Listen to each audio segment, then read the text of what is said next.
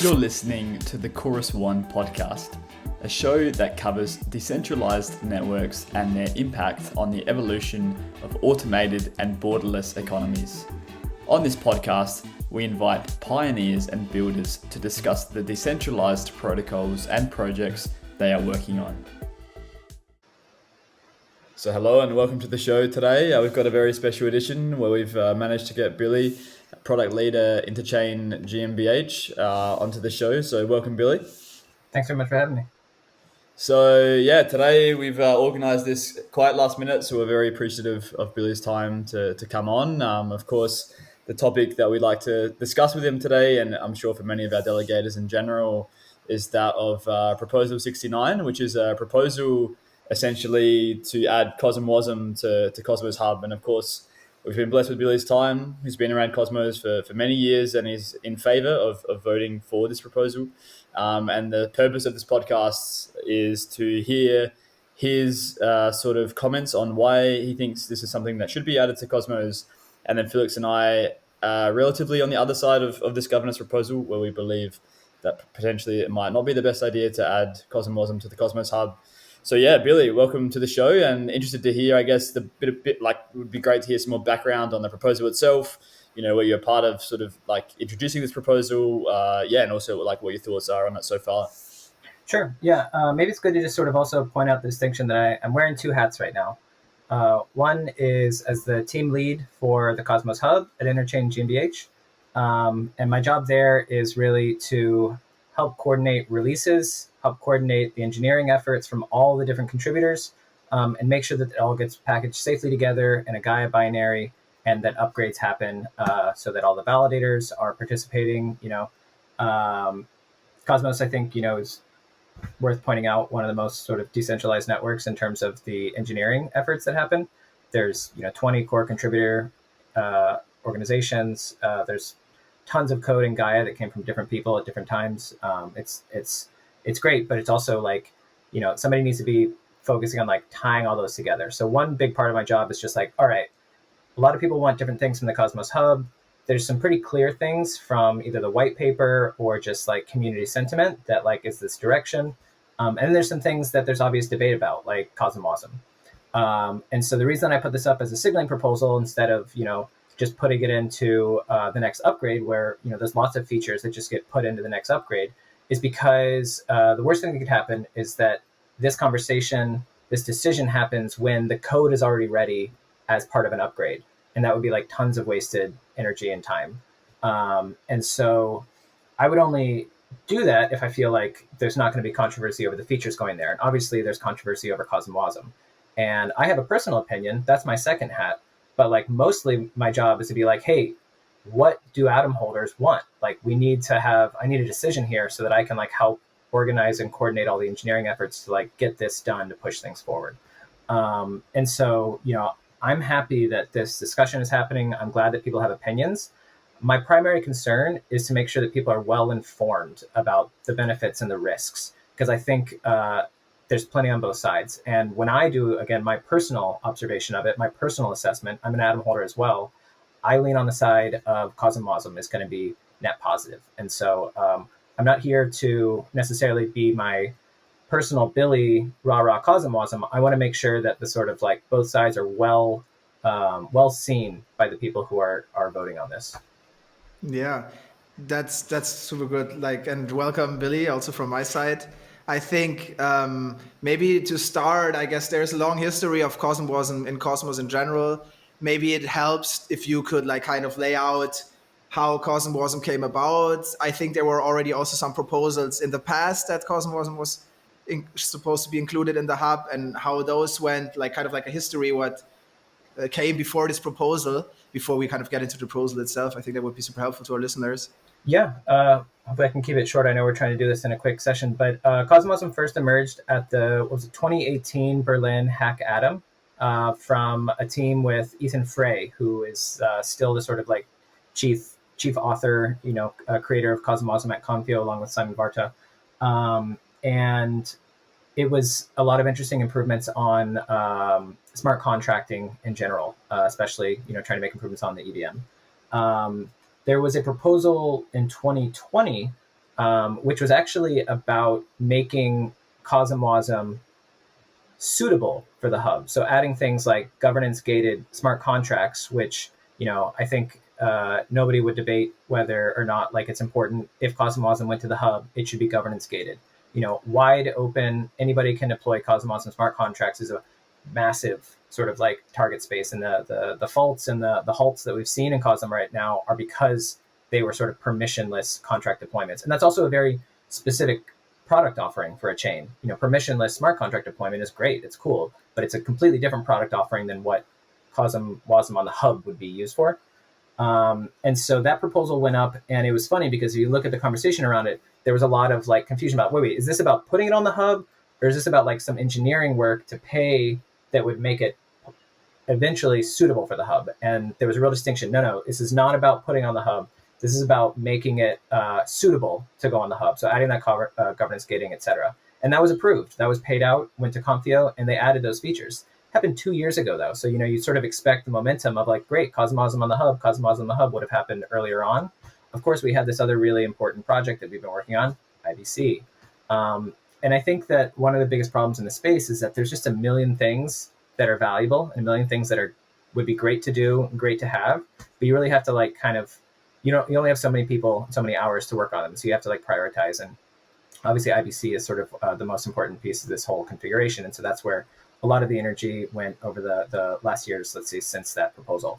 CosmWASM as an ecosystem has been churning along wonderfully in parallel to this. You've seen it deployed in all these different chains, massive sort of turnout, really amazing developer improvements, and a lot of cool applications developing in it. Come up to today, and you've got the Cosmos Hub, which has never had a dedicated team. It was always sort of like a sidecar to the SDK team. It was actually even included in that repo for a long time. Gaia was sort of like the demo app of all of the features of the SDK. And only since, a couple of years ago, maybe a year ago or more, has it been even in its own repo, or the idea that the Cosmos Hub does anything outside of the core functionality of the Cosmos SDK. Because, the white paper is basically build the functionality for an internet of blockchains, put it in the Cosmos SDK, including IBC. IBC was put into its own repo relatively recently. And so there is this sort of like identity crisis of the hub that's sort of become front and center over the last year, let's say. I think the most sort of clear vision for what the hub does, as listed in the white paper, as a router of traffic for IBC, we realize that while still very like viable and valuable, isn't as prescient in the short term. It's like it's still easier and cheaper to have pairwise connections between all of the blockchains that exist.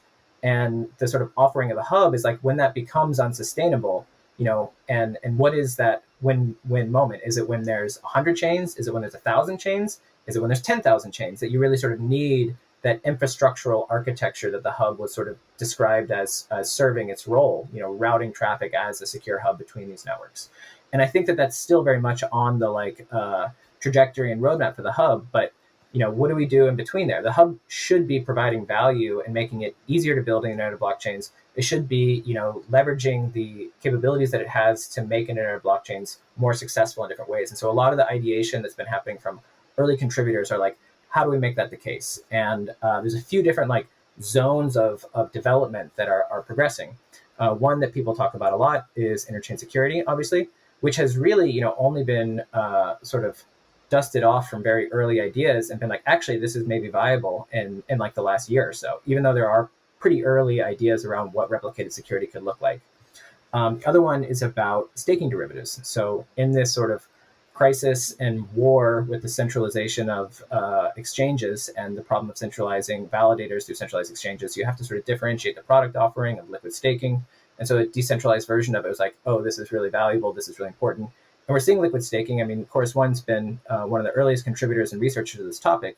We've seen it taking off in all sorts of directions. So we sort of realized this is a feature that needs to be enabled, and it needs to be done safely. Especially for Atom, it needs to be secured by Atom. It needs to be done in a way that we can at least minimize the risks that come with staking derivatives, because there are absolutely risks. And this is a bit of a like, compared to the value offering of what are essentially staking derivatives as performed in a custodial sense on exchanges, unnecessary alternative. The other sort of areas there is basically continuing to fund public goods and open source infrastructure. You could look at Atom and say the best thing it's done is to just give us these tools that have made the Internet of Blockchains available. But that can be extended into sort of like making routing packets easier. And that's a bit in the sort of Cosmos Hub as a hub trajectory. So one is like subsidizing IBC packets, making sure that relayers have profitable business models, and making sure that you can reduce the load of relayers by eventually routing through the hub. And we even have like updated that model of what it means to route through the hub so that you can preserve pairwise connections between chains, which is really good UX for the denomination, while still routing packets through the Cosmos Hub. And so in this sort of like conglomerate of things, I'm missing one, which is the fact that the hub is sort of a starting point for getting onto the Internet of Blockchains. One terminology I've kind of liked is the idea that we should be the kind of Google search for the internet. It's like your first stop. It's the token you probably hear about first. This is your gateway drug to all of this Internet of Blockchain stuff. What are the things that you need in order to like be the point that you first go to? And there's sort of this idea of like an index of assets, an index of accounts, and an index of chain IDs, really making navigating the Internet of Blockchains easy, because this is a central point where we can sort of say, okay, hey, these are all these pathways, these are all these types of people. So that's like a chain name service. And these are all of these assets which exist, which is, you don't have name collisions and things like that. So that's a really sort of important purpose of the hub as well. These are, of course, I just listed like kind of 5 or 6 products. And how do you deliver on all of these things, especially when you have a bunch of different teams who have different processes? It is very complicated for everyone to write Cosmos SDK Go modules and fit them into the same binary at the end of the day. That's sort of like the main purpose of the hub team right now. It's not like we get a lot of time to think up cool new features and ship them ourselves. Our job is just like trying to glue the pieces together for everybody, which is a full-time job for sure. And one of my like biggest long-term goals of having CosmWASM on the hub is that it reduces the need for a team like the team at Interchain to glue pieces together for all of these disparate contributions. Because, I love the idea of hub minimalism like that, but what is minimal? Like, what is a bare set of features? We often talk about the airport hub and spoke model. Like, a hub airport still needs to have things like a food court and bathrooms and money exchange services. Like, just because it's not a full-on super mall or something like that doesn't mean that there's like not important ways to make it accessible and functional and its sort of otherwise important activity of which is routing traffic. Yeah, that was a bunch of different things. I imagine we could probably rewind and talk about it. No, there's of course plenty of things to talk about there. But I want to take it back a little bit first to what you're saying towards the start, which were 2 things in particular. So you said liquid staking and interchain security. And first of all, I think all of us really appreciate the work that you do in general for Cosmos Hub and for Atom. So I think anyone listening to this, it's like really great to hear, like, I guess, how you think about it and also like, how you're going about it. So back to liquid staking first of all. So of course, Quicksilver is a project that is close to Chorus One and a team that we've been supporting for a long time, and they are potentially going to be the first users of interchain security. And of course, they are trying to build out a liquid staking solution, not just for Atom and Cosmos Hub, as you know, but for all Cosmos networks. So they're doing this not as a part, like as their own sovereign zone they're trying to be, and maybe they'll go as their own zone with their own validators, or maybe they'll be the first to use interchain security, but it's still very early days in terms of how they're going about that. So I guess like if you think from their angle, and I'm interested to hear like what you think about this, if I am potentially a team so if you think about Atom and the value accrual, so it could come from interchain security, of course, if some people start bootstrapping the same validators from the Cosmos Hub. But I guess if I'm a team, is there a risk if, let's say, we start introducing smart contracts to the Cosmos Hub, like Gravity Dex or whatever goes live, but it starts using CosmWASM, and I'm a team that isn't reliant on Cosmos Hub, I just want to borrow the same validators as them. Is there a risk that something could go wrong CosmWASM on Cosmos Hub, and as a team or a project that shares the same security as Cosmos Hub, I'm sort of reliant on them working and reliant on Cosmos Hub having good contracts that aren't vulnerable. Otherwise, my operations could be somewhat at risk. Is that like, so in other words, could there be like a disincentivization, I guess, to be a part of interchain security because I could just have my own validator set, not worry about Cosmos Hub validators because there could be risks there with smart contracts going on. And there's like a bit of an operational thing there. I'm not sure if you sort of understand what I'm saying there, but like I guess it's on the incentivization or non-incentivization of joining interchain security if CosmWASM is implemented. Totally. And I think it's a balancing act, basically, because you have the same risk for the groups module that was just added to the Cosmos SDK. It's now on going to be part of the row upgrade. Like that is new functionality, it has the same sort of like potential risk of having a bug or stopping the chain as CosmWASM. I think you could probably do an evaluation of the tech itself at a very deep level and say like, does this have a larger attack surface? Does it have a smaller attack surface area? I think that when you compare them at the code level, they're very, very similar, sort of like risk models. What I think often gets attached to CosmWASM, maybe unfairly, is the fact that a permissionless smart contract system is much more susceptible to like attacks or unexpected behavior because you're allowing anybody to have intimate access to the software at a very low level when anybody can deploy a smart contract. And that's not exactly the same thing as, CosmWASM as a governance gated module, which, we've seen running in the wild for years at this point. That's actually safer than the groups module, which has never been deployed to any chain at all today. Right. Yeah. Maybe also like worth to talk about some of the other things that were launched on the hub. I guess, like for example, like Gravity DEX and how that went about, and of course now how it kind of migrated off the hub again. How do you see that? Is that maybe the better model for Cosmos? I feel like now we have established a path where basically instead of trying to launch things on the hub, people like build their own projects and kind of follow that application specific blockchain idea some more. Are you somewhat disincentivizing that if you bring CosmWASM to the hub, or like how do you, I guess, limit that really to this core airport functionality, I guess, or do you expect like also projects to launch on the hub? Yeah, I guess how do you see that? It's a great question. It's also related to sort of the difference between like a Lido staking derivative and say a Quicksilver or something. And I like to think that interchain security has two user types. One is like something core to the sort of vision or purpose of Atom, which could be on the hub, you know what I mean? Like you could justify this work being directly on the hub, or, given the availability of interchain security, could also, be well demarcated and run as a separate chain with the full security and integrity of the Cosmos hub.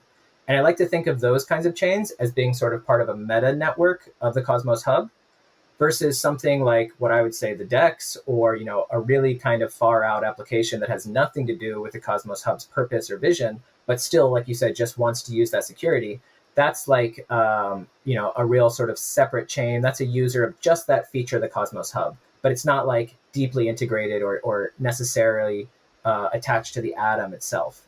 And I would categorize both Quicksilver and Lido as the former, which is that they're like sort of intimately tied to the application of Atom, and that for both of those products to be successful or viable, they need to have the full security of the Atom tokens. Because if you had an independent chain with their completely independent validator set, completely independent staking token, who all of a sudden accumulated some controlling share of atoms, there's a massive sort of attack vector there for these completely disinterested third-party token holders to perform some sort of attack on Atom. They won't have the destruction of their own token in the process. It's basically recreating a centralized exchange. It just so happens that, like, instead of a company that runs that derivative, it is still, at least to some degree, a decentralized network, one that has different objectives than an Atom-controlled chain, though. And so, speaking with Joe Bowman about Quicksilver, the reason that he was sort of so immediately in line with the thinking of interchain security was recognizing, for any sort of liquid staked Atom, like it needs to be sort of blessed by the incentive, alignment, and security of Atom itself.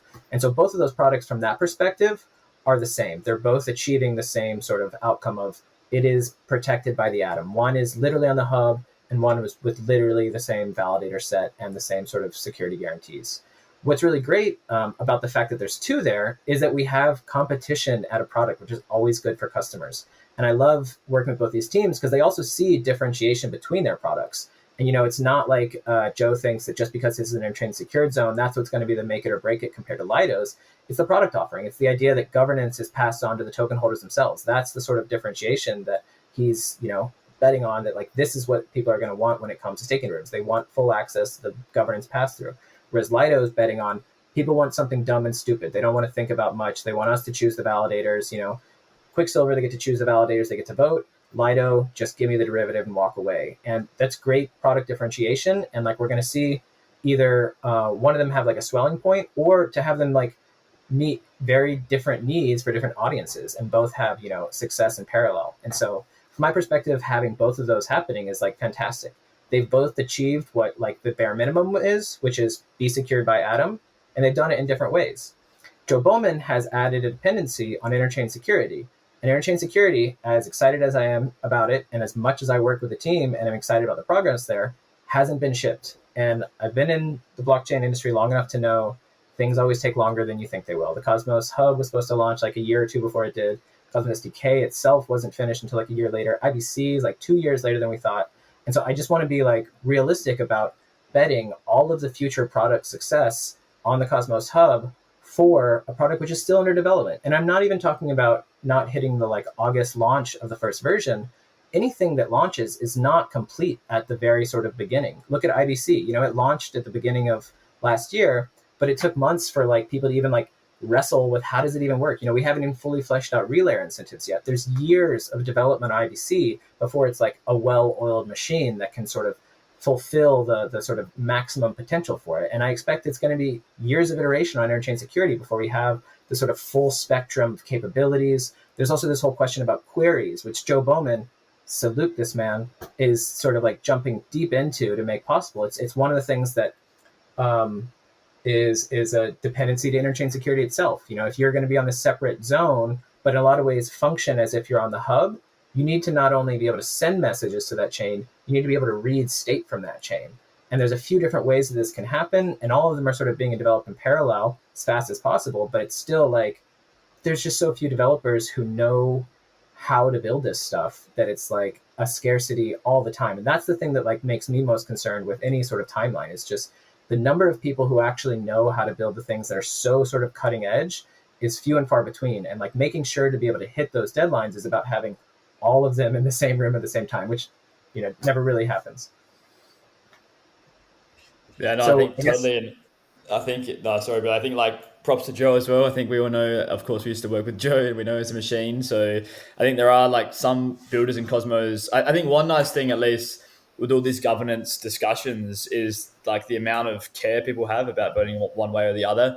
And also it does like promote innovation, and within, I guess, like if interchain security doesn't happen, what's your plan B, for example? Like, do you need CosmWASM at that stage? Do you become your own chain? And one of the nice things about Cosmos in general is just like the huge flexibility that you get with all of it in general. So I think like one question that Felix and I sort of had, talking about with each other the last few days is just about, I guess, governance experimentation versus sort of more network experimentation.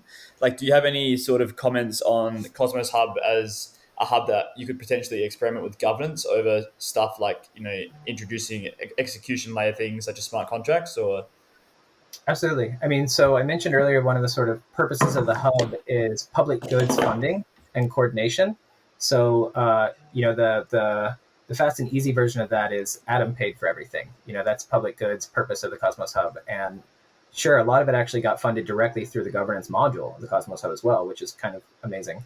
And there's parallel efforts to make sure public goods work is being funded properly. And one of them that I'm excited about is called the Builders Foundation. It's the combination of the IBC DAO and Builders DAO. And they're beginning with a multi-sig and basically, accepting donations from all the different chains who want to make sure that, the tech that they rely on is being well maintained and the people working on it are compensated well.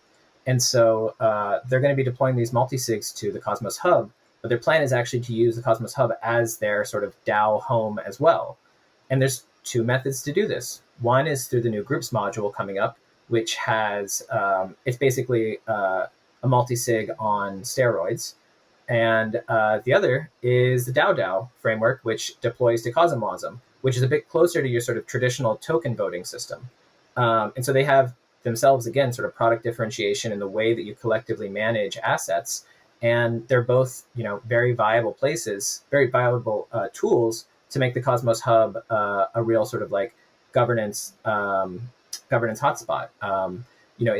It's a secured place. It's neutral in the middle. It's sort of where I think a lot of chains would be happy to sort of delegate their funding to, as long as they sort of knew that the Cosmos Hub is still trying to serve the purpose of the Internet of Blockchains. So instead of relayers, for instance, having to go to each foundation of each chain and try to work out a deal that says, hey, will you pay me to be your relayer for your chain?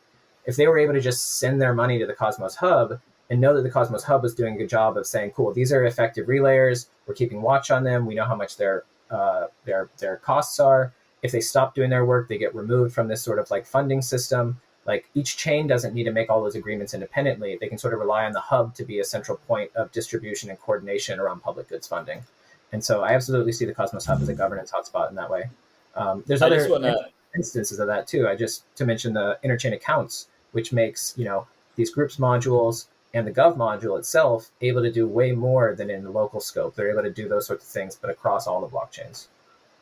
So I guess just like going a bit deeper, and would be good to hear from you as well, Billy. So a lot of the things we've talked about, sort of the interoperability with relaying and, whatever else you have, we haven't even touched on MEV, for example, but there's a lot of security stuff, / governance / interoperability. And so a big question I have, and I think Felix as well sometimes, is that you could do this on the hub, but you could also potentially do it like off the hub, let's say, with your own set or however you want to do it. So in your eyes, and in your words, what are some of the strong points? Like, why would I choose to do this? I have this new governance framework, or I'm building an MEV product right now. I think I can solve MEV better than Flashbots on Ethereum. Like, why would I choose to build this on Cosmos Hub? And is that something that Cosmos Hub wants, or is that something that they prefer innovation to happen like off the Cosmos Hub, so it's always like secure and remains the same as this sort of layer, like far away from all the innovation? I think, like I said, there's sort of these two user groups in interchain security. And the first one that's sort of being focused on and more obviously sort of validated is this idea that this application could or should live on the Cosmos Hub itself. Like I said, staking derivatives could or should live on the Cosmos Hub itself because they need the security of Atom. And I think that if you're an app developer who's, hey, I have a really clever way to leverage Atom in a way that will support, the purpose of public goods funding, that's something that you would basically say this belongs on the Cosmos Hub or as part of an interchain secured zone, which is adjacent to it. It won't be successful unless it's intimately tied to the blockchain itself, would be like the sort of first and most obvious justification for, again, either deploying it to CosmWASM or as part of an interchain secured zone. Those are both technical features that you would have to evaluate with what your product does as well, which might be a deciding factor. Or it's about go to market. If it's about like, hey, we got to ship this now and CosmWASM is available, and we have smart contracts that have been tested and used and other things, like this is a lot easier for us to deploy. We don't have to necessarily coordinate with the other app developers to integrate into the binary at the SDK level. That's like maybe a justification that you would choose CosmWASM. I would like interchain security to the point where it's even easier than CosmWASM, but I want to give it, that expected time frame to sort of like grind off the sharp edges that I'm sure will happen with any new technology. But then that second user group is, hey, we need the security of, a top 20, top 30 blockchain, and we're launching tomorrow, and we need to have that security on day one. We can't do this sort of like try to build up our product while we're trying to build up our token value so that it's not actually dangerous for our product to exist. Things like bridging, things like DeFi, where you're collecting or you're holding large numbers of assets in escrow. These are the sort of like obvious candidates for an interchain secured zone in the sort of second category.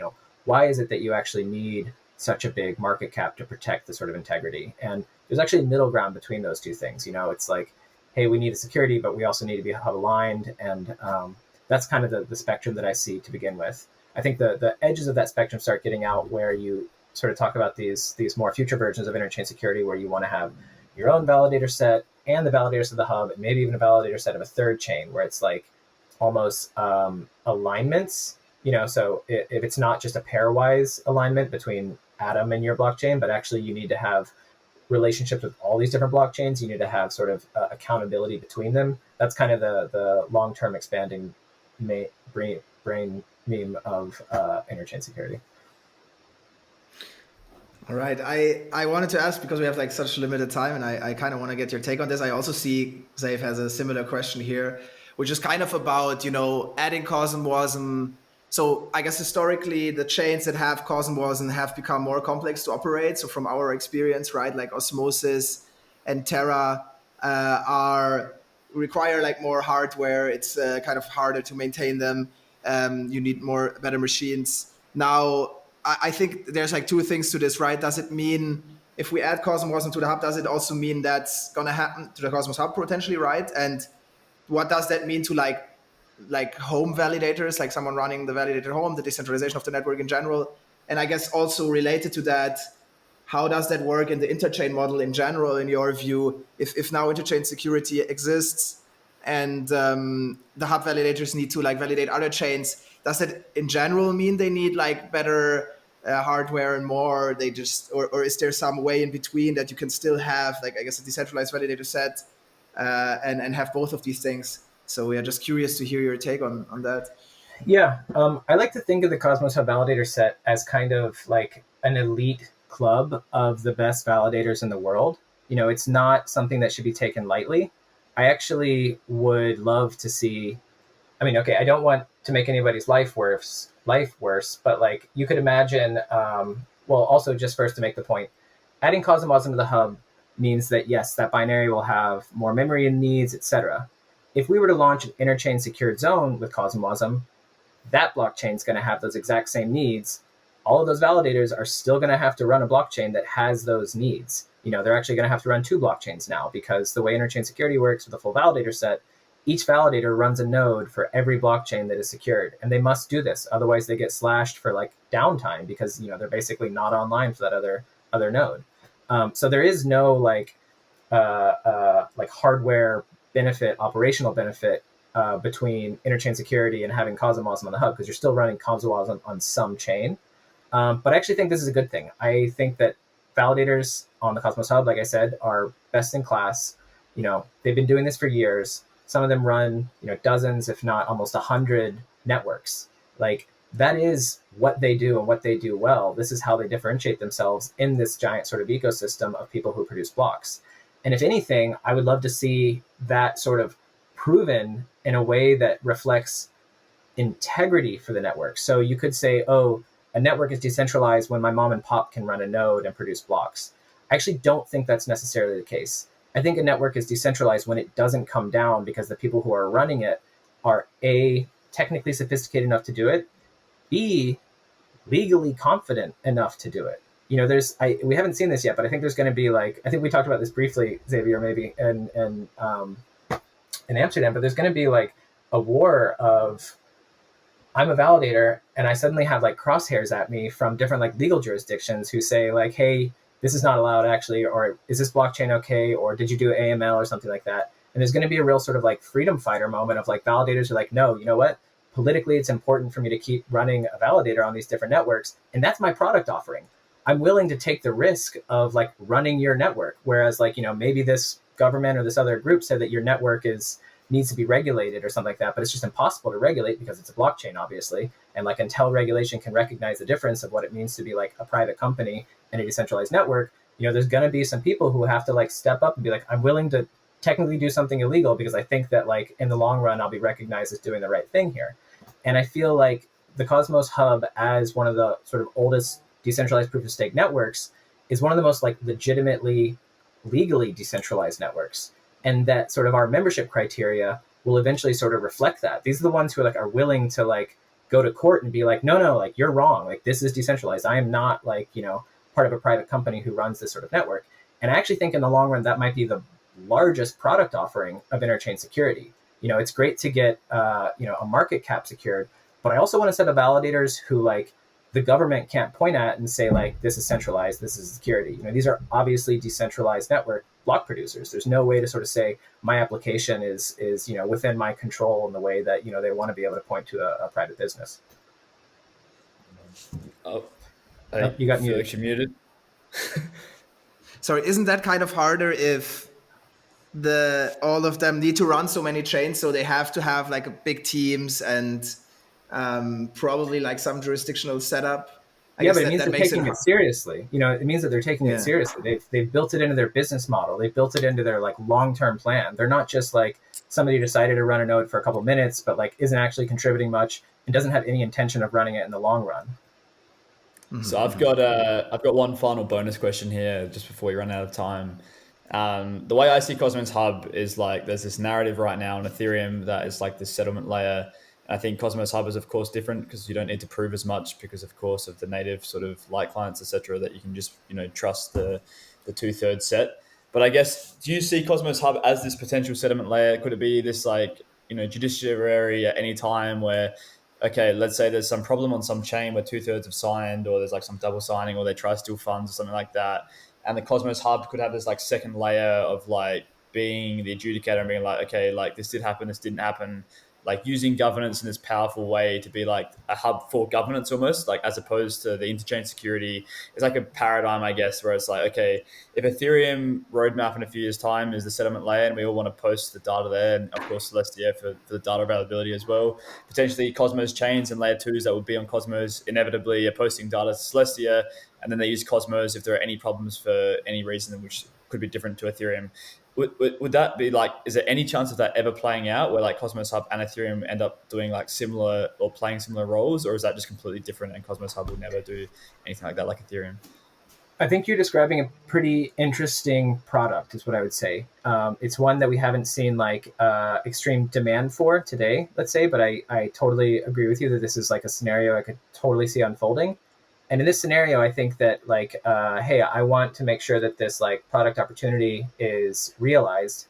One would have to evaluate like, is this the category of an application? Like I said before, this needs to be on the hub for it to like benefit, to be able to bring the benefits that we're describing. And I'd say, yeah. And then you have to ask yourself the next question. Can it or should it be an interchain secured zone that's doing this? The actual sort of application logic that's involved in this. Can it or should it be, on the hub itself? Is there something specific to the state machine on the hub that, really requires it to be there? I think it's important to have options there so that your application is able to sort of be the best version of it that it has, that it can be.